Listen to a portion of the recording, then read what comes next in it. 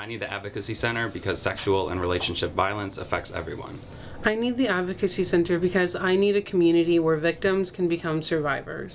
I think it's really important to be clear that everyone in this movement believes that the Counseling Center is a valuable resource for students and that it's an important thing to have on campus, but it is very different from what the Advocacy Center was. The goal and the mission of the university is to create a primary source of entry into a system for students to seek support and to have that all done under the protected privilege of the role and responsibility of the Counseling Center. There's a logic of domination that was enacted through the closure of the Advocacy Center. The Chancellor announced that he was going to be closing the Advocacy Center. I connected with Paul Ng and Aaron Carhart with social media, and Aaron had the idea to start a change.org petition to get the word out that this was happening and to get people's support.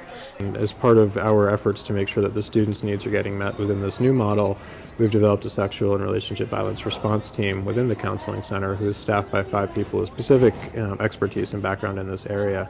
There's a group right now of graduate and undergraduate students, members of the graduate student organization, members of student association that have come together to kind of formulate potential action plans for the fall for when students return to campus.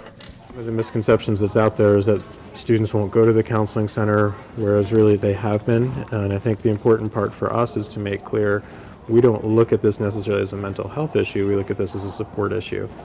We are here to support and to advocate for, and it's not necessarily about a quote mental health treatment.